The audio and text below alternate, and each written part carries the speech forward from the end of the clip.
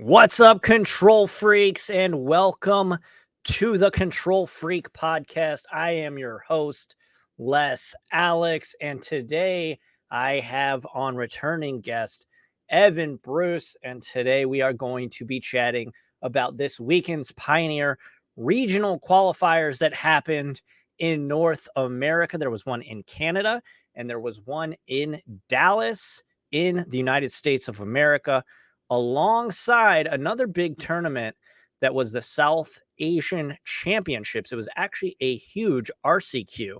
So with all that stuff out of the way, let's introduce you to Evan Bruce. Evan, what's up? Hey, what's up, guys? How you guys doing? How are you, Alex? I'm well. I'm sure I hope chat's well. If you didn't know, though, and you're listening to this on all the podcast apps, audio only, not visual, I do stream these over on Twitch, Facebook, and even YouTube. So if that's something that interests you and you want to watch live, make sure to follow me on preferably all of those places, but one of those places at least, if you want to watch live every week. I do appreciate everybody for hanging out tonight. Looks like we got a pretty good crew. And before we get started with the meat and potatoes of today's podcast, of course, we got to pause for housekeeping. First up, if you want to support the content directly with your hard-earned money and help support my content, the podcast, and all of my other content, head on over to patreon.com/LessAlex. That is the best way to do so. Head on over there and shout out and a huge thank you to this week's newest Patreon member, EJ. Thank you so much for your support. Like I said, if you enjoy the podcast and my content and you want to support it in a more direct way, for less than $1 an episode, you can head on over to patreon.com/LessAlex. And there are perks based on whichever tier you sign up at. But just know, every Patreon member that I have, every patron I have, I appreciate you all. And it really does. It warms my cold control player heart to know there are folks out there that'll put a couple bucks every month to support my content. So I do appreciate that. And as a reminder, the podcast can be found on Apple Podcasts, Spotify, Podbean, Stitcher, basically everywhere that you listen to podcasts. And as I said, it's on Twitch, YouTube, and Facebook. Going over to Facebook, I just started a new Facebook page, LessAlex, the Control Freak, over there. And make sure to head on over to Apple Podcasts and Spotify. Give a 5-star review. That's completely free. It takes about literally 30 seconds. Evan, have you given me a 5-star? Have you given this podcast a 5-star review yet? On which platform? All of them, yeah. I have on Apple Podcasts and on Stitcher. Look at this guy. Stand up guy. And if you want to get more of my content, head on over to quietspeculation.com to check out my pieces over there. I do hybrid content, so article and video for their YouTube channel. This past week, I wrote and made a video about mono white humans in Explorer. And this Tuesday, I have a piece coming out where I play my Azorius Control deck in Explorer. Of course, if you're listening to this, that is a can't miss episode. So go on and check that piece out. And of course, if you want to chop it up with me elsewhere and just a more casual way, make sure to head on over to Twitter, follow me there, chop it up with me at LessAlex over there. Join the Discord. That will be linked in the description and the show notes below. That's all the housekeeping. Whew, how'd I do? Didn't botch it too bad, I hope. All right.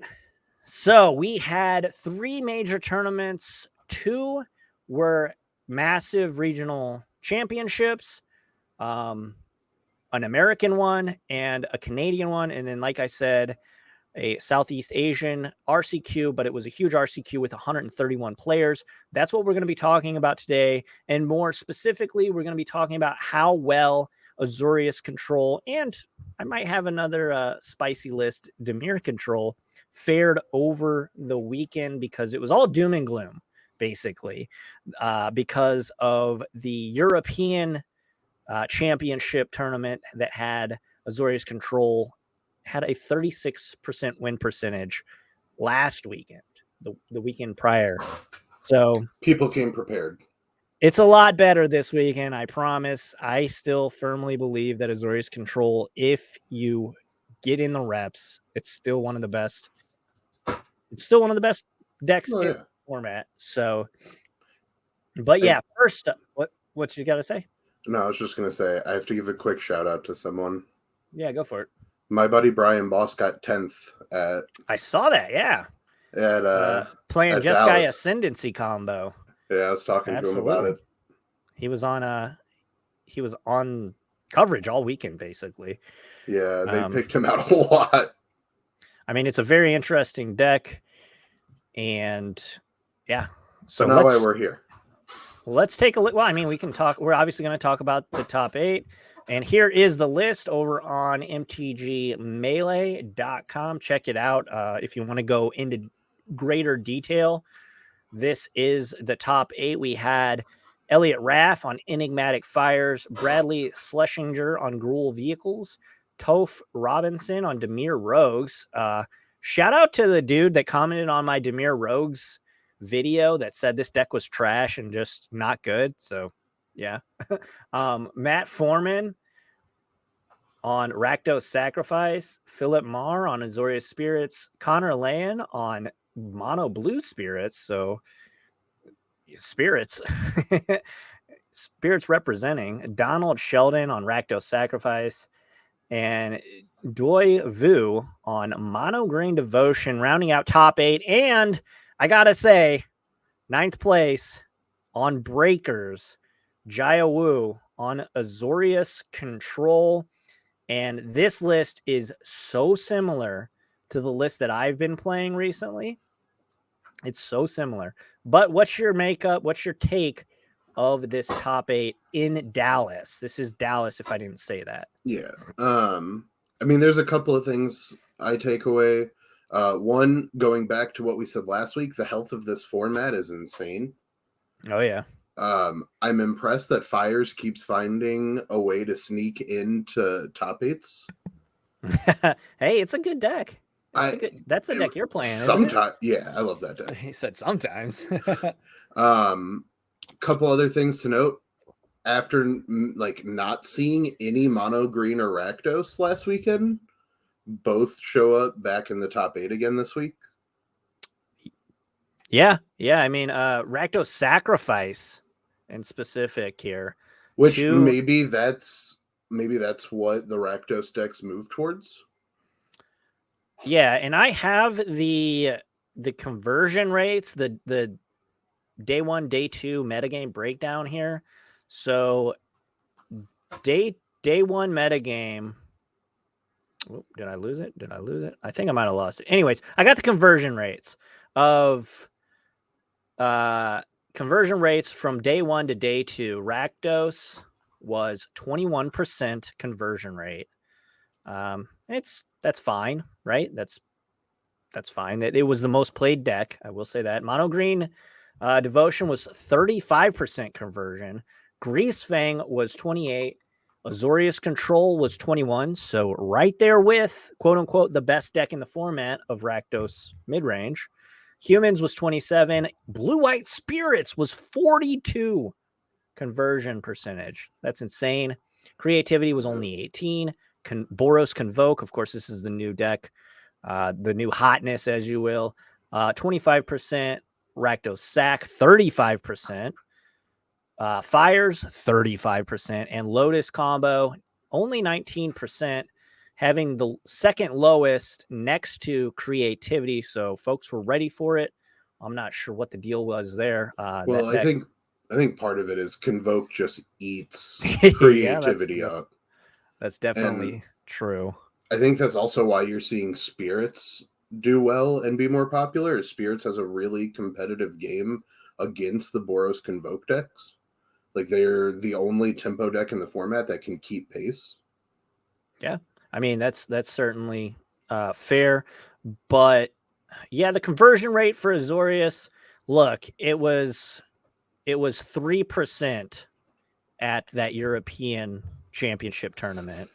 3% day 1 to day 2 conversion rate. That is obviously abysmal, but I think that with this tournament and with the tournament we're about to talk about after the Canadian tournament, we will see what's what. Let's take a look though at this 9th place Azorius control list.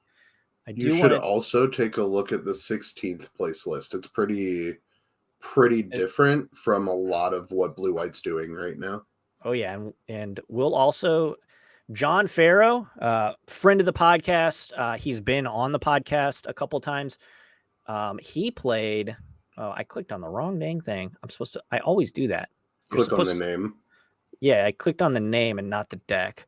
But he actually played Dimir control. He didn't do so hot. I think he was like 9-5, 8-6, something like that. But the deck list, I think, is strong. But anyways, let's talk about Mr. Wu's list here. We have 4 Wandering Emperors, 3 Teferis, 3 Temporary Lockdowns, 3 Shark Typhoons, 3 Verdicts, 1 Farewell, 3 Vetoes, 3 Make This, a lot of 3s, 3 March, 3 Absorbs, 3 Deluges, and 1 Fateful Absence, along with your traditional non-laydown arms mana base. Looking at the sideboard, nothing too crazy other than the fact that, well, there's no companion. There's no Kahira. There's no Yorion. We were also seeing... Test of Talents. Test of Talents is a card that I've seen flipping in and out of sideboards. Yeah. It's obviously excellent against Lotus. It's just, I mean, you hit their big ultimatum and they cry. But Chrome Host, Seed Shark, and Boonbringer and Lyra, the main pieces of hate against Rakdos here instead of the cat. So I'm on board with that. I know that Chrome Host was a card that folks were talking to me about. I personally still like cats, but I see the merit for Chrome Host. What do you think about Chrome Host? I'm huge on Chrome Host Seed Shark right now. You were trying to get me to cut Hullbreaker Horror. I still think that's for my right. RCQ list. I think the benefit of like Seed Shark is the first thing Blue White's had in a while, and first time in Pioneer where they've had a reliable threat that leaves something behind after a Wrath. And it's huge because it's the first time you're able to semi-stabilize with the Wrath as opposed to trying to rebuild the turn after you Wrath.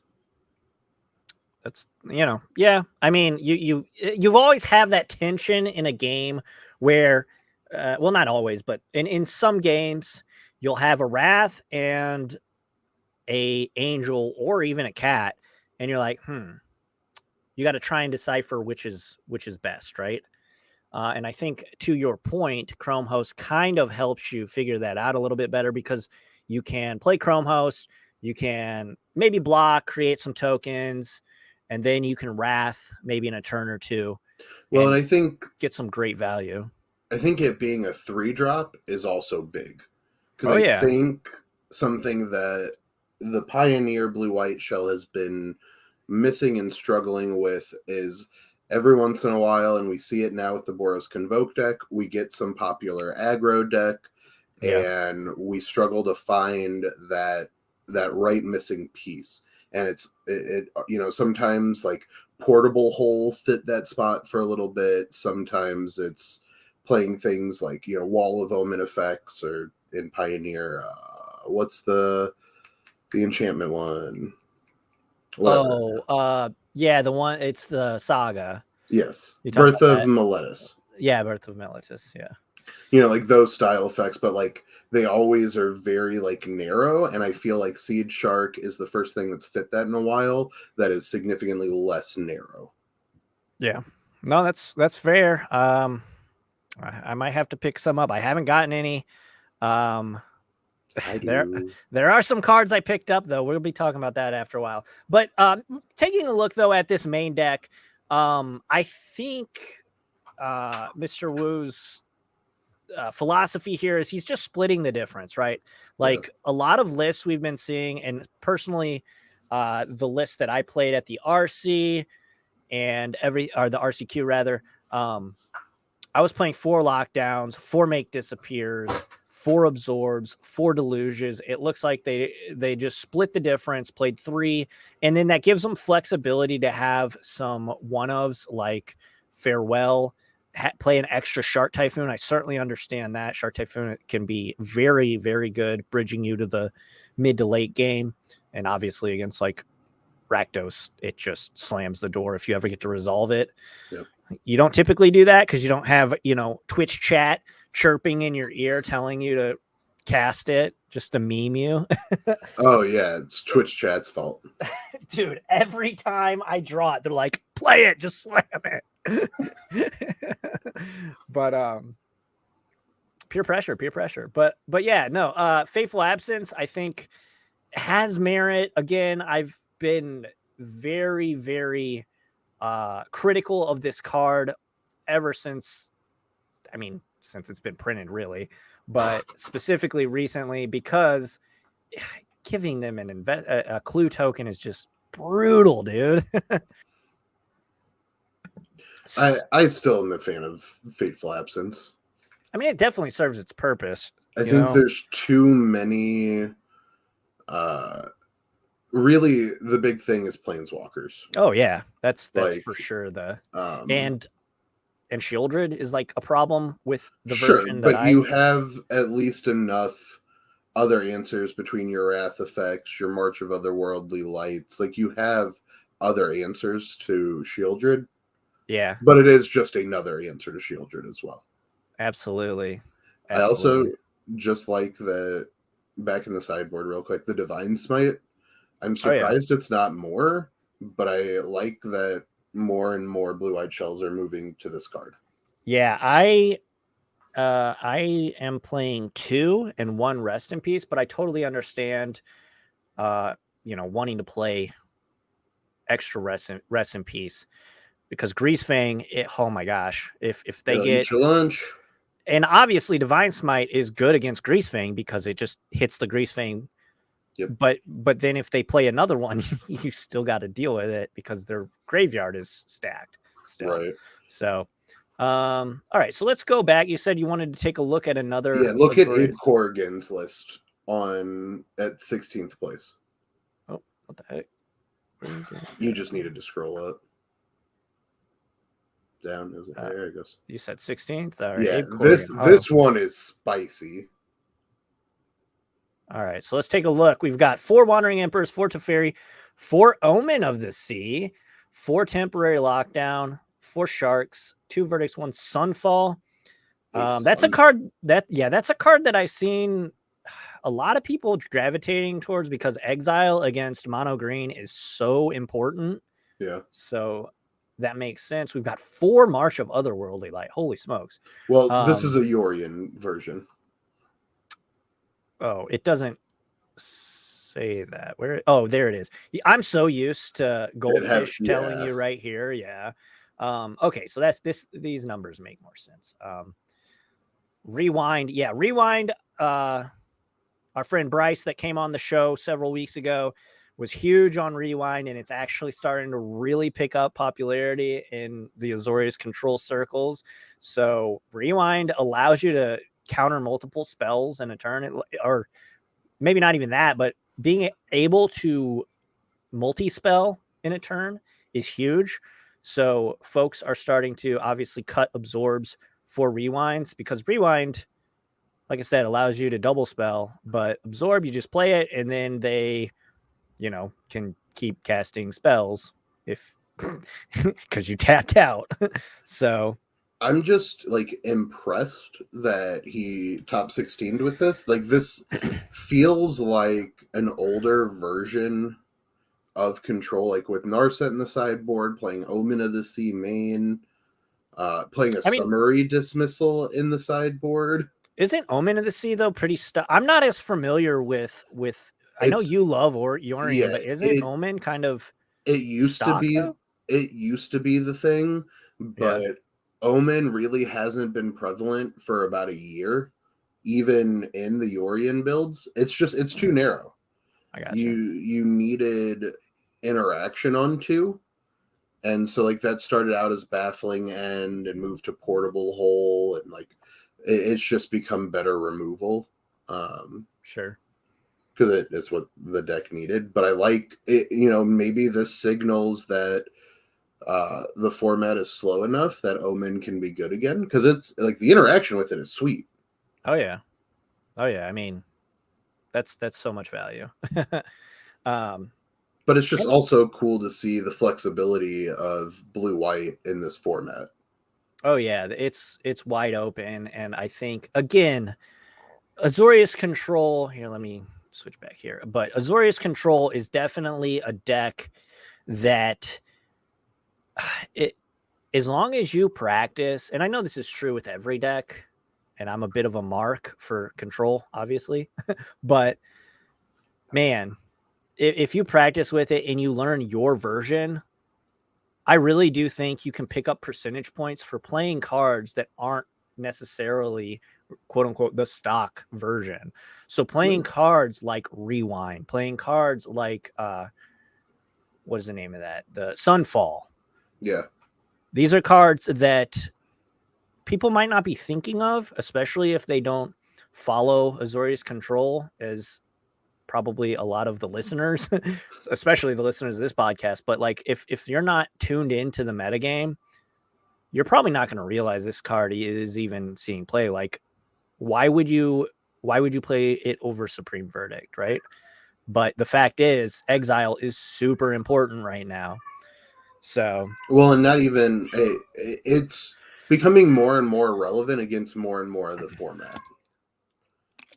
Like right. it's relevant. Gobokon is super prevalent. Boros Convoke's been playing it. I've even seen a lot of RCQ winning mono white humans decks that are playing main board Invasion of Gobokons. So if you can neutralize that, that's amazing. That's great. So if you can go on turn 3 against mono white, like temporary lockdown, and then on turn 5 you bridge the gap and Sunfall, cast Sunfall, that's huge. And then you got the token. Yeah. So yeah, no, I dig it. I think it's definitely something that we should be looking into. And again, Rewind, awesome. But I do want to talk about this Dimir control deck from this tournament. This will be the last list we look at, unless you have any others that you wanted to shout out. No. But we have Dimir control. Let me pop it up on screen. This is friend of the show, John Farrow. Hey Farrow on Twitter. He's a great follow. Very knowledgeable control player. He's been on Dimir control though, and I've played Dimir, quite a bit on Arena and even on Moto. The videos do very well. People love Dimir control. But this is the deck list. I'll just go through it really quickly.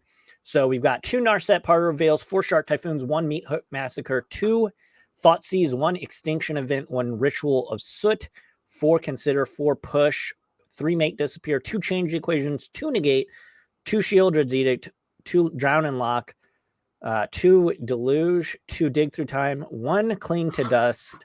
That's the main deck. We are playing the Misers, Gyre Reach Sanitarium, and pretty stock, I would say, Dimir control mana base here with 1 Hall, 1 Otawara, 1 Castle Vantress.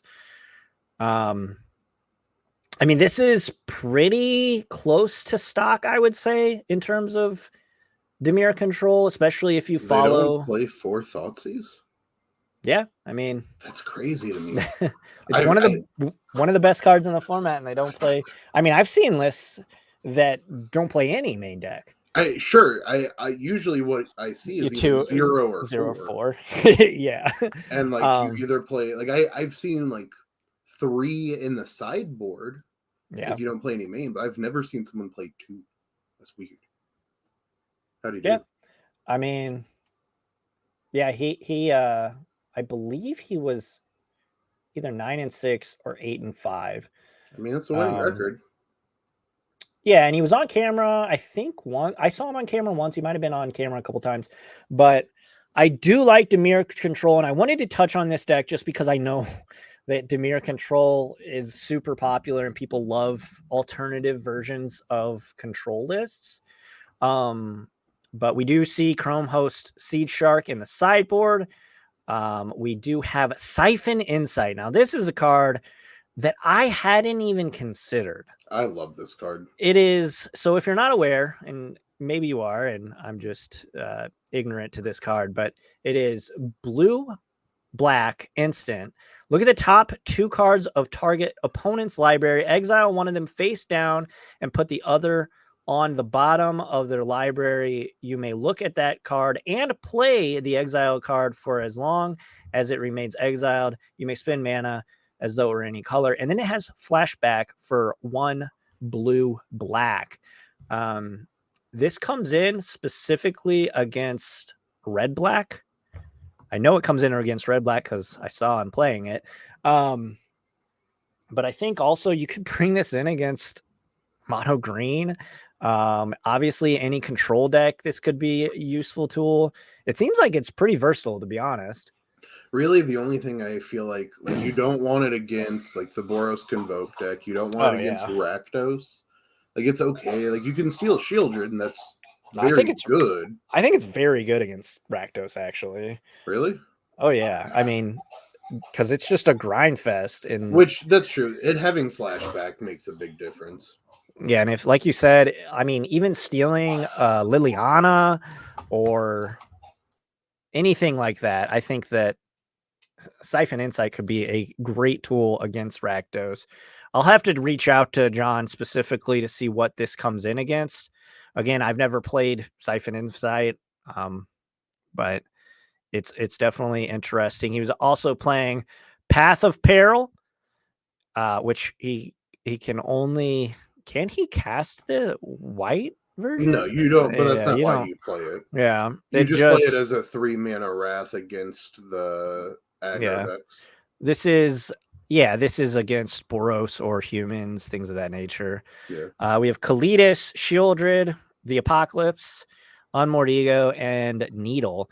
So I just wanted to kind of point this out. There are different variations that isn't Azorius Control. There is a red-blue control deck that I didn't see anywhere, but it uses... It takes turns with Chandra, Hope's Beacon of Hope. Yeah, Hope's Beacon.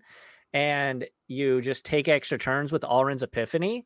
So I know it was doing well at the beginning of the tournament. Obviously, though, maybe it kind of fell off towards the latter part of the tournament. I'm not sure if the player who got interviewed on coverage ended up day 2ing.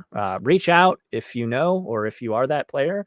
But definitely exciting stuff because there's different versions of the deck to play.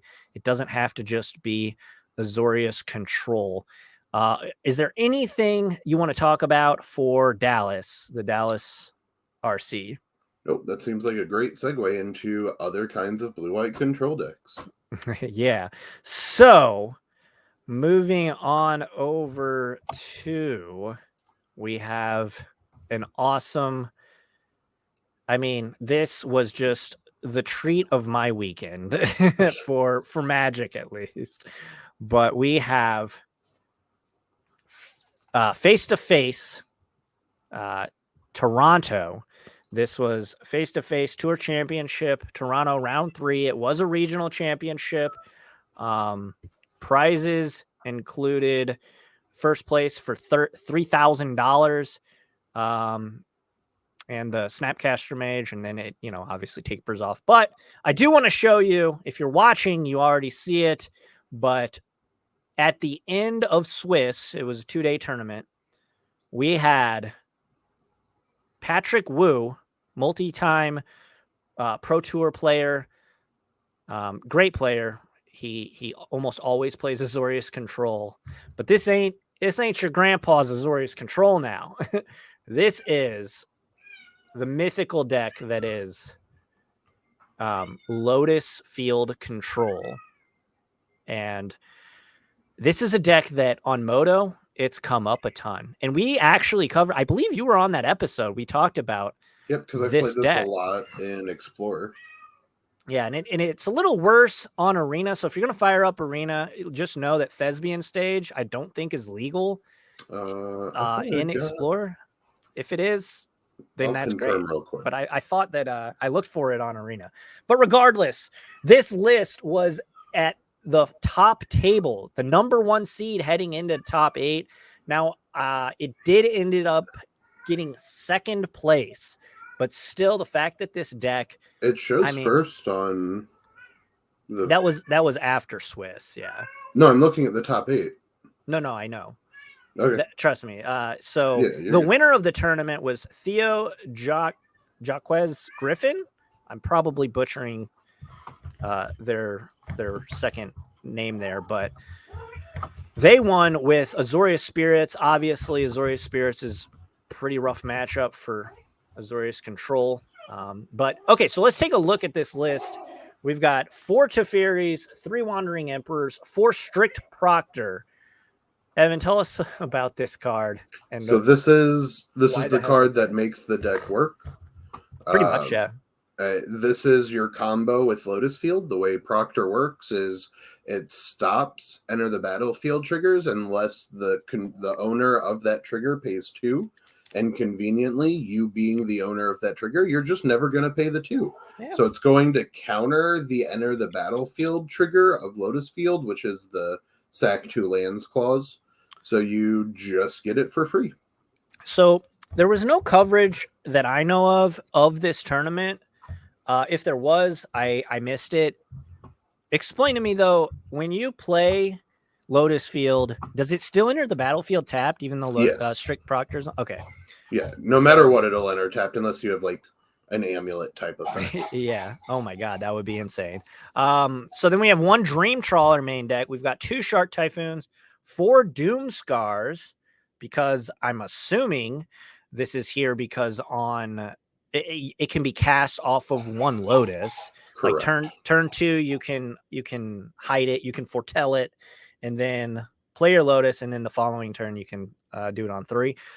Then we got 3 Farewells and 1 Finale of Revelation.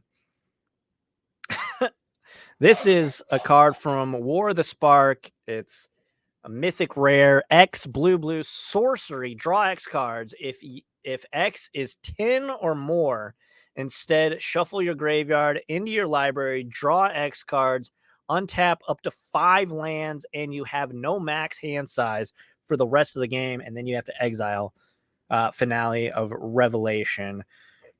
I messaged Patrick immediately whenever I saw that he was 7-1 heading into day 2, and he told me that this is like better, because people were asking him, why not just play Sphinx's Revelation? Because you have all this mana. He said, well, shuffling your library, shuffling your graveyard without all the lands is like super good. Having no max hand side is super good, and you just don't need the life. So I was like, oh all right, fair enough. Then we have Discontinuity. Can you explain to me? And I get it. It's a counter spell. So in the turn, Discontinuity is your backup Strict Proctor. Right. So on your turn, Discontinuity only costs 2 mana. So same thing, either on your goal with this deck is turn 2, you either want to play Strict Proctor, or turn 3, you want to float 2 mana, play your Lotus Field, and with the Lotus Field trigger on the stack, you Discontinuity. So it ends the turn with the trigger on the stack, removing the trigger, therefore you again get a free Lotus Field. Yeah, and it can also, once you have your Lotuses in play and you've copied them with Thespian Stage and all those things, it is a counter spell because it will, again, on their turn, you can end their turn basically. And you only need 2 Lotus Fields to do this. So, I mean, that's pretty decent. It's basically counterspell, but it ends their turn. Well, and like you got to keep in mind, this is like the ultimate counterspell. So, like, yeah, if you're gonna die to a shield trigger, cool. And the turn, you get another chance at it. If you're like planeswalkers are ultimating against you, you end their turn with the ability on the stack. They've ultimated their planeswalker. They lose their loyalty. that's nuts.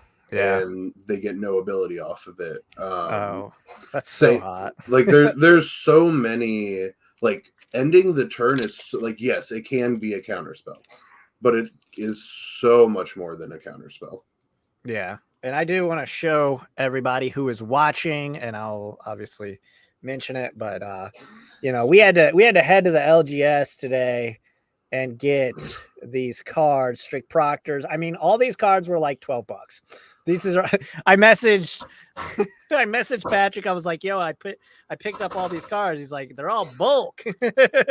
So yeah, they are. All right, where are the Lotus Fields? I have the Lotus Fields. Yeah, I already have those. But discontinuity, strict proctor, all of that is basically bulk. Yeah. So I'm stoked to play this at my weeklies and everything. But yeah, this deck is sick. We've got 4 Memory Deluge, 2 Behold the Multiverse, 2 Jawari Disruptions. Obviously, not many traditional counter spells. I mean, we have Jawari Disruption, which obviously sees play here and there. Discontinuity is better, and you get to clean up so much more with Farewell. Oh yeah, Farewell is a 3 of, Doomscar is a 4 of, and then in the board we've got 1 Rip, 1 Dream Trawler, 2 Thought Distortions. So that's awesome. Card. And you can only cast it with Lotus Field. You can only cast it with Lotus Field. We got 2 Narcit's Reversal, 2 Lantern of the Lost, and this was a card I had to look up. And so it's a 1 mana artifact. When it enters the battlefield, exile target card from a graveyard, and then you can tap 1 and tap it, exile it, and exile all cards from all graveyards, then draw a card. So this is it's a worse relic. Yeah, worse relic of Progenitus, but the only kind of relic, not the only one, but probably the best one in this format, maybe. And then we've got 3 Aethergus and 4 Dovin's Veto. He played against a ton of mono green. Yeah, this deck eats mono green. He said it just grinds so well. So his matchups through the 13 rounds were mono green Devotion 2-1, Enigmatic Fires 2-0, Esper Control 2-0, Azorius Spirits 2-1. Very surprising in my opinion, because Azorius Spirits traditionally eats traditional Azorius Control. So then we have Mono Green Devotion 2-0, Rakdos Midrange 2-1, Mono Green Devotion 2-1, Mono Green Devotion 2-0, Rakdos Sack 2-0, Mono Green Devotion 2-0, Rakdos Sack 2-1, Rakdos Sack 2-1, and then Rakdos Mid, he went ahead and shook hands. So, I mean, where's his loss here? The last one, Theo Jacques Griffin. Oh, yeah. So he was undefeated going into top 8. Yeah. So there you go. I mean, he says in a tweet here, finishing first seed at the Canadian RC. The deck is tier 0. Azorius Lotus Field can outgrind mono green. I'm so happy for the PT qualification again after not performing very well at PT Mom. Let's go. So super stoked for him. I chatted with him a bit on Twitter. I'm really excited for him because this deck could be a game changer. Because again, we know that this deck was a thing, right? This deck has been around on Moto, and I've even seen it on Arena. But the fact that it hasn't shown up in paper ever at a big tournament that I know of. No, I'm not that I'm aware. I've seen it at a few like Asian events. Oh yeah, I think that's where the deck originated. Was out of one of the small Japanese tournaments. I got you. Um, The classic goldfish and a small Japanese and a small Asian tournament. yeah. So yeah, I mean, I'm not sure. I can neither confirm nor deny that, but it's awesome. I'm so excited to get to play this list. I am definitely much like other Azorius control players or control players in general. You have to prove to me that something is good before I switch off of the build that I know works, especially for me in paper. I only get to play very limited amount of paper Magic. So if I'm going to take something up to a tournament, I need to know that I can get the job done. You and I are the opposite. I'm mid-tournament trying to take my deck apart. Like, I'm already throwing it in the trash. Like, we're on to the next one. Oh my gosh. Yeah. About that. And with that note, shout out. He didn't win the tournament, but again, this deck is so sick. Patrick Wu, the master of Lotus Control, I'll say it. Just absolutely demolishing the tournament till the finals. Unlucky finish, but he said he was super excited and proud of his performance. Good luck at the PT. Hopefully he just crushes it again with this deck. I have a feeling that people are going to be a little bit more prepared for it, though. So with all that being said, that was the Canadian RC face-to-face games. Let's jump on over to the Southeast Asia Championship. This was a massive RCQ. So this wasn't a regional championship, but it was a huge RC. And let me grab it and put it up so the folks watching can see it. All right, here we go. This is it. We've got a top 8 of Fires, Blue-White, Yorian Control, Green Devotion, Rakdos Midrange, Elementals, Rakdos Midrange, Blue-White Control, and Mono-White Humans. Again, a very diverse metagame based on the top. And 8. There's a new deck, Elementals. Like, what this is it's revolving around the new Nissa. Oh, no joke. It's like actually Elementals. Yeah, I thought this. So cool. I thought that this might be Fires or something, just playing Omnath or something. But no, this is actual factual. Oh my gosh, and it's playing Elishnorn and Mother of Machines. This is hot. So it's playing. I gotta talk about this. 4 Nissas, the new Nissas. So 4 Omnaths and 2 Omnath Locus of Royal, 4 Risen Reef, Escape the. I mean, yeah, this is this is legit. This is classic Elementals with Escape the Wilds and Growth Spirals. It's got Chain to the Rocks. I mean, obviously, we're playing Fable the Mirror Breaker, Leyline Binding, and Jangatha as the companion. But yeah, no, this is definitely exciting to see because we are, several months away from a new set. I think Eldraine comes out in August, if I'm not mistaken. Yeah. So this is a time where we kind of get, I don't want to use the word stale, but I mean, there's not going to be anything new for a while. Players get complacent, just keep playing the same thing. So this is really cool to see. So shout out to Frederick Fong on the Elementals list, top 8ing. But Fires did take the tournament down. This is, I mean, you would know better than I. Is this a spicy list or is this kind of a... I mean, there's some unique things. Like, you don't see a lot of Fires lists that play Brazen Borrower or Clever Impersonator. Oh, wow, yeah. Those are pretty spicy. And Heliod Radiant Dawn, is that's becoming the new tech because it can return an enchantment. Oh, yeah, I haven't played against this deck. Yeah, I think maybe one time. Heliod can return any of your big enchantments out of the graveyard that you sack away with Incarnation. It's the slot that a lot of decks used to play Gloom Shrieker in. But outside of that, it's evident a lot of the Fires decks keep moving towards 4 ley lines. Mm-hmm. So Yeah, I like mean, I think it's because the Greasefang matchup is rough. sure. Like you have to have Leyline or you're just dead. Dead. DED. One thing I am surprised to see, he's only like they must not have had a lot of red white Convoke. Yeah. because he's only playing one lockdown, and most fires lists I see are playing 2 to 3. Yeah, that card's very good against them. But the main takeaway from this tournament is we have 2 blue-white control lists. In top 8, we've got a Yorion control, and this one looks fairly stock in my opinion. The Yorion one, we've got Absorbs, Avitos, Marches, we've got Leyline Bindings, Omens, Teferis, 4 temporary lockdowns, Wandering Emperor. Of course, everything's going to be a 4 of basically. This is such a man. Looking at Asian tournaments, they're so unique. Oh yeah, they always have the spice. But we have the other blue-white control deck.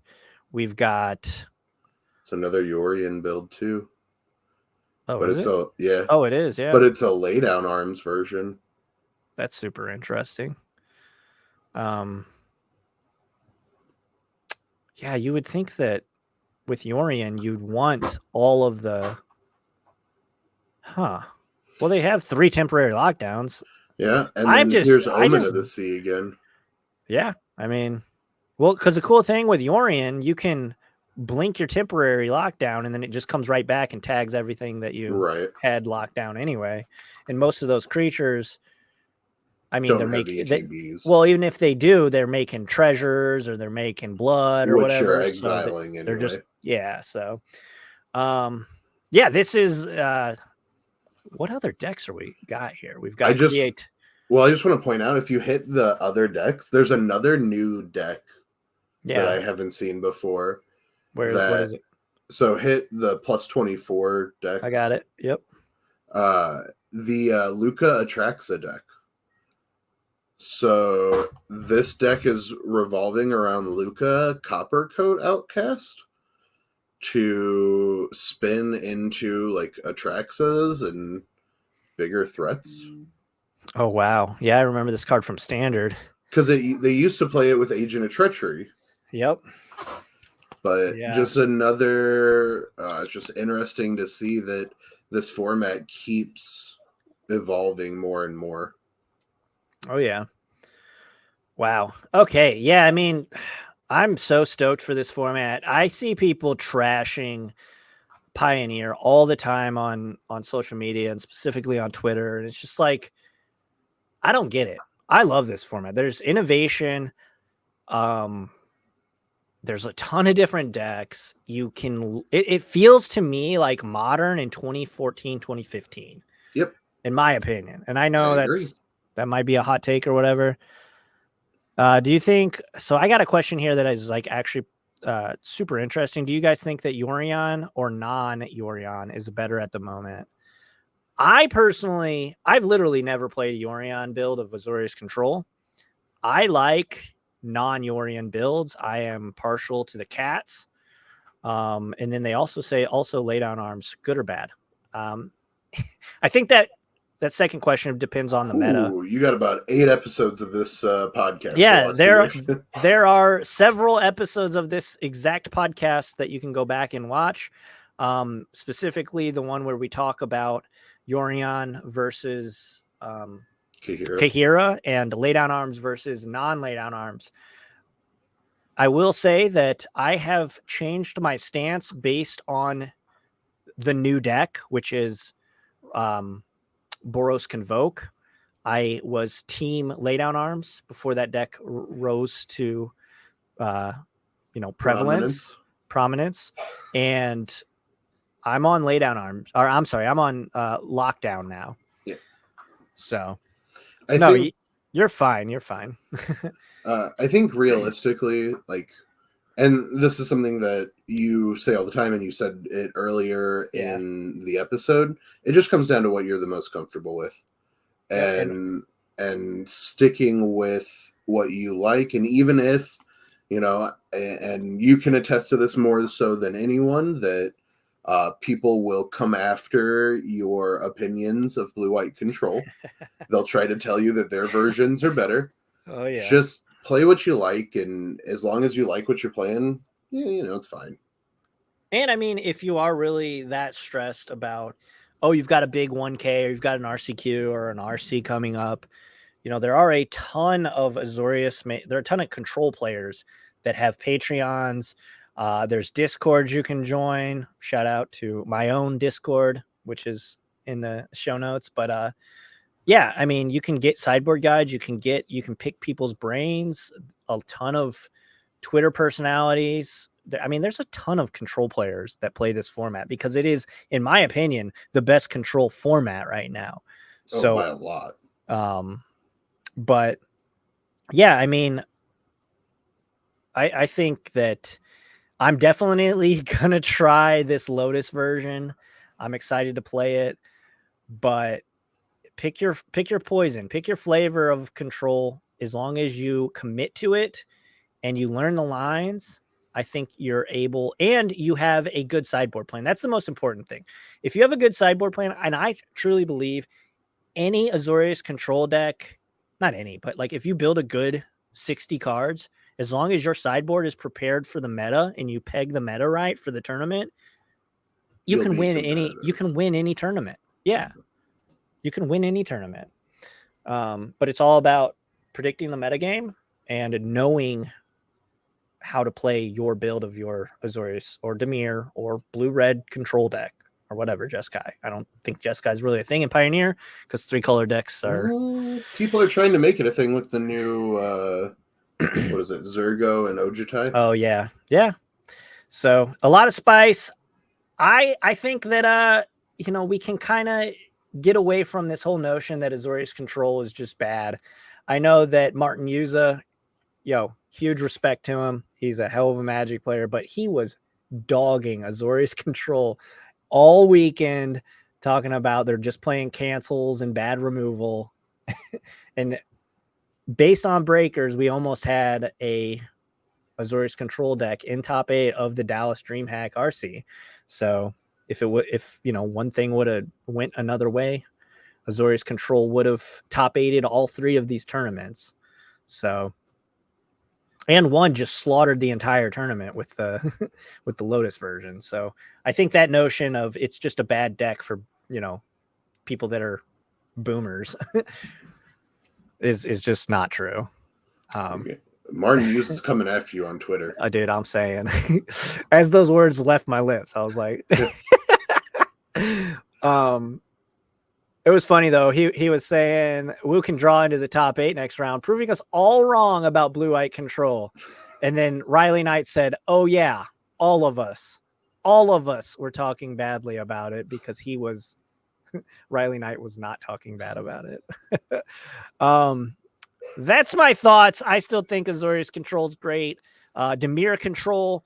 I feel like Dimir Control just needs a 4 Thoughtseize. That's what it needs. I think it 4 Thoughtseize. I think, and my buddy Paul and I were talking about this. I think it needs just a Teferi level Planeswalker to slam the door. Yeah, Ashiok's not it. So that's the thing, is like there's going to be a new Ashiok in Eldraine. We've already confirmed Ashiok still has their spark and everything, so that will be a Planeswalker. I hope that it's like a game-ending, game-changing Planeswalker. I'm not going to speculate, but anyways. Liliana the Veil, yeah. Liliana the Veil, just, you want your cards. Doesn't win on its own. You need your cards. You need your cards in control decks. So discarding cards. Not well, really, and the biggest difference is Teferi is a card advantage engine. Yeah. Whereas Liliana is a card disadvantage engine. Yep. Which is great in that, like, in the shell that it fits in, but there's a reason why most black-based control decks have never played Liliana the Veil. Yeah. In standard, it was great, right? But, right. All right. So, do you have any final thoughts for the weekend for control decks? What do you think if you were taking a control deck to a, RCQ tomorrow, what would you sleeve up? Which one of these spicy control decks would you sleeve up? I mean, I'm gonna be real honest. I'm real excited about the Lotus Field deck. I think realistically, if I was going to a local, I'd be playing the Lotus Field deck. Let's go. If I was going to an RC or a big event, I would probably be on a Yorion build, a more streamlined, probably without Omen of the Sea, but I don't know. I might be wrong about that. But I think the interaction of the 3 temporary lockdown. Thank you. Yeah. I think the interaction of Lockdown and Yorion is too good against blue-white or against red-white right now. Yeah. For me to want to get off Yorion. I understand that. I've been playing, to answer my own question, I'm still rocking with the Lockdown version. Completely doing a 180 from what I said several weeks ago. But hey, that's. But you guys stick with what you like. No, I think that you need to reevaluate based on new information and new decks entering the format. Because thanks to Doomwake and Ginger, they made that deck a thing like overnight. And it's already, I mean, there were 3 people playing, I think 3 people playing it at the RCQ. So I was very happy with my deck selection and the configuration of my deck. I ran into pesky mono green too many times. So, but yeah, that is the episode. Congratulations to Patrick Wu for his amazing performance at the face-to-face games, Toronto Regional, taking 2nd place, earning a ton of money, and of course a spot at Barcelona. So at Barcelona Pro Tour, that is. Evan, thanks for coming on. Absolutely. Thanks for having me. Appreciate it. And again, let's do the housekeeping stuff here at the end. Again, if you want to support the content directly and give me some $bucks every month, you can do so by heading over to patreon.com/LessAlex, where for less than $1 an episode, you can support my content. There's perks over there as well, so go check that out. And as a reminder, you can find the podcast on all the podcast apps, including Apple Podcasts, Spotify, Podbean, Stitcher, basically wherever you listen to podcasts. And you can head on over to Apple Podcasts and Spotify, give a 5-star review on Apple Podcasts. You can say a couple kind things about the podcast. And make sure to check out my articles on Quiet Speculation. Again, last week I played Mono White Humans and Explorer. And then this Tuesday, again, this is a can't miss piece. Probably, in my opinion, the most in-depth and best overall piece I've done for them, where I play Azorius Control and Explorer. It is the RCQ list that I played, and I'm just really excited. I'm really proud of the work that I'm doing over there for Quiet Speculation. And, of course, if you want to chop it up with me in a more casual way, head on over to Twitter, follow me at LessAlex over there. Join the Discord. We've been getting a ton of people in the Discord recently, so shout out to everybody who's joining, chopping it up, talking Azorius Control, talking Magic, sharing memes, having fun. And, of course, I do stream every single weekday at 9 a.m., so you can go check me out over there at LessAlex on Twitch. Whew. Thanks, Evan. I appreciate it, dude. Thanks, everybody, for watching live. Again, I appreciate y'all. If you're watching on YouTube, like, comment, subscribe, all that fun stuff. If you're watching on Facebook, thank you, because there's not many of you out there that are. That community is still growing. But yeah, thanks, everybody. And until next week, keep spreading that Azorius propaganda, everybody. Adios.